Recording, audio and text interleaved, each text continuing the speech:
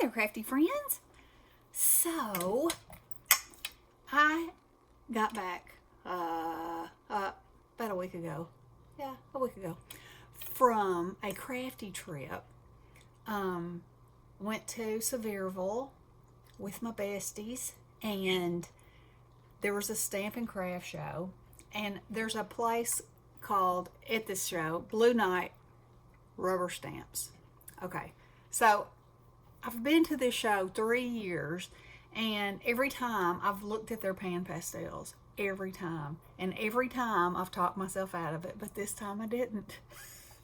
So I want to show you some things I've done with them and how amazing they are. And also that if you decide that you want to buy some, the stamps, most of the stamps that they sell are silhouettes. For instance, like this. Gasp. And you put the color, you stamp them and then you put the color. Or you make the background and stamp them on top. However you want to. Is that not gorgeous? Oh, my Lanta. Okay, so I'm going to show you some examples. And then I'm going to do one really, really quick. Because it's really, really quick. It does not wipe off. And then it did. You can put a fixative on it, and I mean, as you can see, the color is not moving. So I think they're beautiful. Okay, so there's that one.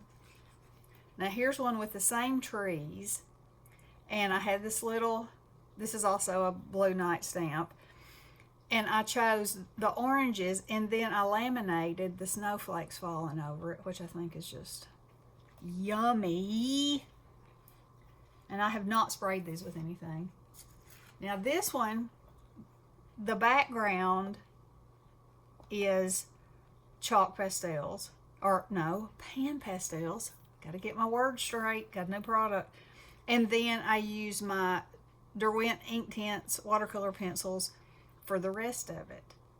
And then I sprayed it, I guess you can see that maybe, yeah, with some mica sprays. Oh, yummy. Okay, and then this one, I did the same way, only I covered it with some double-sided adhesive and then put rock candy glitter all over it. That's just magical, I think. Magical. And so this one is the same. I did it as well. And these are actually the Venia stamps, because they're silhouette stamps too. Or that's what I'm calling them. You know, where it's just black, where you can just stamp it in black and then make your background your color. But that's not all you can do with these things. So this is a Tim Holtz stamp, and I did my background, and then I used my Inktense. A lot of times pan pastels are used with colored pencils for the detail, and of course this stamp has got so much detail. And then I used this, which is a quickie glue pen, to put glitter just in tiny little areas, and I think that is so beautiful. So anyway, this is called a quickie glue pen. I think I got them on Amazon, 3 of them for, I don't know, it was cheap. But anyway, it's like a ballpoint pen. So it gives you a little tiny line. Good stuff. And I've had these for years. Okay. And so then I did, this is a stamp from Iron Orchid. So are the snowmen. And the background is pastels, which gives you a similar look to Distress Oxides, but there's so much more layering you can do. And this is Lavinia. That's actually an icicle, but I made it like a stalactite. Is that the ones that hang down? So anyway, there's that one. Then I did this one, and it's a combination of all kinds of stamps. This is Too Much Fun. This is a tree from, I think it's a partial tree from Blue Night. The moon I just drew on there. These little things are tiny little stamps on peg stamps from Judith and Heather, and that's a Tim Holtz pumpkin. I'm having so much fun. Okay, this is a stamp from Blue Night. And it honestly makes you feel like you are this creator. I don't know. Okay, and this is pan pastels in total, minus those little lines in the tree, and they are pencil and the dots. But anyway, so you can also paint with them. Okay. Oh, one more. Check this one out. Isn't that cool? So that's Blue Night. I think that's Lavinia. That may be Lavinia. That's Blue Night. And then the background is just pan pastels. So, really quick, we're going to make one. And I know you're probably thinking like I was, okay, another thing, another thing. But y'all, I don't know. Sometimes you just need a little something, something. Just look at that. To get your creativity going, and I don't know. It's just fun. That's all I can tell you. So, you have, these are the tools. Use sponges and these with these little like makeup sponges, and I even have some of these makeup sponges that I got to do cheeks on things, and I've been using those. Anyway, this a real dense sponge, here's another shape, is so you use a bigger one to do a bigger space, smaller one to do a smaller space, you know. Y'all know that kind of stuff. Here's two.